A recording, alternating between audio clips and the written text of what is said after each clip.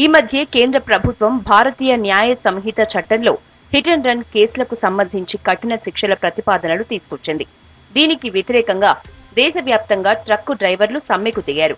దీంతో ఎక్కడి వాహనాలు అక్కడే నిలిచిపోయాయి. సరుకు రవాణా వ్యవస్థ స్తంభించిపోయింది. హిట్ అండ్ రన్ కేసులకు కఠిన శిక్షలు ప్రతిపాదించడంపై ట్రక్కు డ్రైవర్లు తీవ్రంగా వ్యతిరేకించారు. 3 రోజుల సమ్మెకు పిలుపునిచ్చారు డ్రైవర్లు.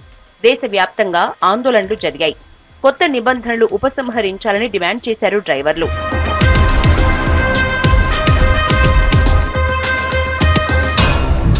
హిట్ అండ్ రన్ కేసుల్లో ఎక్కువ కాలం శిక్ష, జరిమానాలకు వ్యతిరేకంగా జమ్మూ కశ్మీర్, బీహార్, పంజాబ్, మహారాష్ట్ర, మధ్యప్రదేశ్, హిమాచల్ ప్రదేశ్, ఛత్తీస్గఢ్, పశ్చిమ బెంగాల్ వంటి రాష్ట్రాల్లో డ్రైవర్లు ఆందోళన చేశారు. సమ్మెలో భాగంగా డ్రైవర్లు విధులు బహిష్కరించడంతో రవాణా కార్యకలాపాలపై చాలా ఎఫెక్ట్ పడింది. ఆయిల్ ట్యాంకర్ల డ్రైవర్ల ఆందోళనలతో బండ్లు ఎక్కడివక్కడ ఆగిపోయాయి. దేశవ్యాప్తంగా దాదాపు అన్ని రాష్ట్రాల్లో తీవ్ర గందరగోళ పరిస్థితులు కనిపించాయి. డ్రైవర్ల ఆందోళన నేపథ్యంలో వాహనదారులు పెట్రోల్ బంకుల ముందు కిలోమీటర్ల మేర క్యూ కట్టారు. చాలా మంది ముందు జాగ్రత్తగా పెట్రోల్, డీజిల్ పోయించుకునేందుకు బంకుల వద్ద భారీగా క్యూలు కట్టారు. కొంతమంది అయితే ఆయిల్ కోసం బాటిళ్లు, క్యాన్లు తీసుకెళ్లారు. ఉన్నట్లుండి పెట్రోల్, డీజిల్ కోసం డిమాండ్ పెరగటంతో ఉన్న నిల్వ అయిపోవటంతో బంకుల ముందు నో స్టాక్ బోర్డులు పెట్టాల్సిన పరిస్థితులు వచ్చాయి. వాహనదారులు బంకులకు పోటెత్తడంతో చాలా ఏరియాల్లో పెద్ద ఎత్తున ట్రాఫిక్ జామ్ ఏర్పడింది.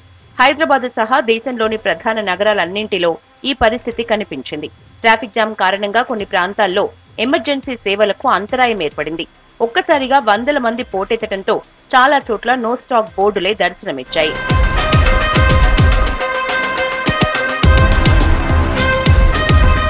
ఎన్డీఏ ప్రభుత్వం ఈ మధ్య క్రిమినల్ చట్టాల స్థానంలో కొత్త చట్టాల్ని తీసుకొచ్చింది.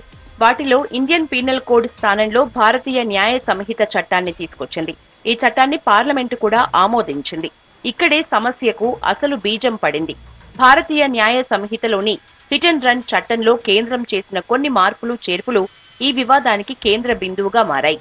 బ్రిటిష్ కాలం నాటి ఇండియన్ పీనల్ కోడ్లో సమూల మార్పులు చేయాలని కేంద్ర ప్రభుత్వం భావించింది. ఇదే క్రమంలో హిట్ అండ్ రన్ చట్టాన్ని సైతం మార్చింది.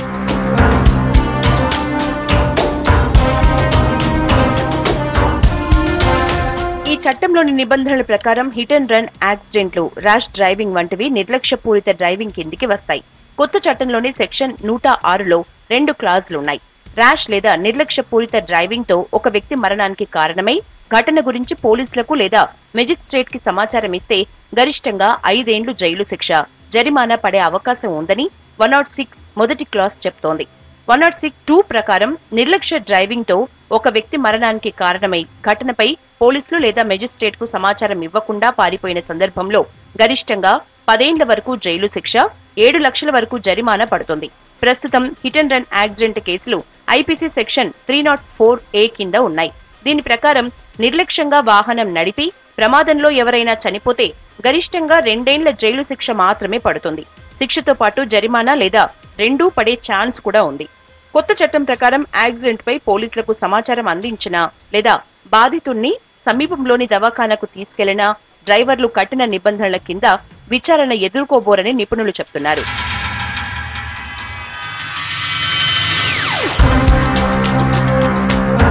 హిట్ అండ్ రన్ చట్టం విషయంలో మోదీ సర్కార్ ఏకపక్ష నిర్ణయం తీసుకుందని ట్రక్ డ్రైవర్లు దేశవ్యాప్తంగా నిరసనలకు పిలుపునిచ్చారు. దేశంలో అతి పెద్దదైన ట్రక్కర్ల సంస్థ all India motor transport congress సంయమనంతో ఉండాలని డ్రైవర్లను కోరినప్పటికీ ఫలితం లేకుండా పోయింది. దేశంలోని పలు రాష్ట్రాల్లో పరిస్థితులు చేదాటేలా ఉండటంతో మోదీ సర్కార్ వెంటనే అలర్ట్ అయింది. దేశవ్యాప్తంగా డ్రైవర్లు ఆందోళనలకు దిగటంతో కేంద్ర ప్రభుత్వం రంగంలోకి దిగింది. All India motor transport Congress ప్రతినిధులతో కేంద్ర హోంశాఖ కార్యదర్శి అజయ్ భల్లా సమావేశమయ్యారు. చట్టం ఇంకా అమల్లోకి రాలేదని, కొత్త నిబంధనలపై చర్చలు జరిపిన తర్వాతే అమలు చేస్తామని కేంద్ర ప్రభుత్వం హామీ ఇవ్వటంతో సమ్మె విరమణకు ఏఐఎంటీసీ నిర్ణయం తీసుకుంది. సమ్మె విరమించాలని డ్రైవర్లకు పిలుపునిచ్చింది.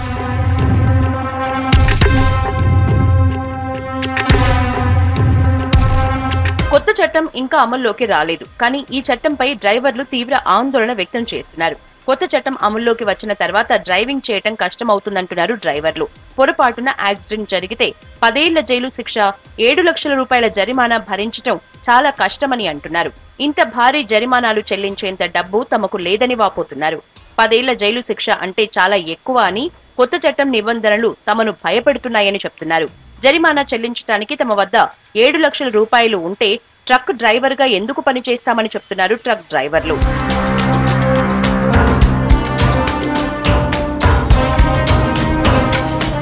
ప్రమాదాలు జరిగితే డ్రైవర్లు పారిపోతున్నారని, ఫోన్ చేసి సమాచారం ఇవ్వట్లేదని పోలీసులు, అధికారులు చెప్తున్నారు. కానీ అక్కడ ఉంటే జనం వచ్చి దాడి చేస్తే తమను ఎవరు కాపాడతారని డ్రైవర్లు ప్రశ్నిస్తున్నారు. కావాలని ఎవరు యాక్సిడెంట్లు చెయ్యరని చెప్తున్నారు. అత్యంత పురాతన రవాణా సంస్థ all India motor transport Congress చెప్పిన దాని ప్రకారం దేశంలోని 35% భారీ వాహనాలు పెట్రోల్, ఎల్పీజీ వంటి ఇతర నిత్యావసర వస్తువుల రవాణాలో నిమగ్నమై ఉన్నాయి. కేవలం ఒక్కరోజు సమ్మె కారణంగా ఒక్క ముంబై మహానగరంలోనే 120 కోట్ల నుంచి 150 కోట్ల నష్టం వాటిల్లుతుందని ఆ సంస్థ చెప్తోంది.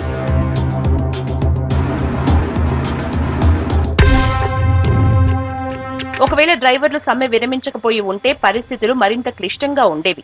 అన్ని సమస్యలు పరిష్కారం అయ్యాయని, ఏఐఎంటీసీతో చర్చలు జరిపిన తర్వాతే కొత్త చట్టాన్ని అమలు చేస్తామని కేంద్రం హామీ ఇచ్చిందని అసోసియేషన్ చైర్మన్ మల్కిత్ సింగ్ బాల్ చెప్పారు. అజయ్ భల్లాతో సమావేశం అనంతరం సమ్మె విరమణను ప్రకటించిన ఏఐఎంటీసీ ట్రక్ డ్రైవర్లు తిరిగి విధులకు వెళ్తారని ప్రకటించింది.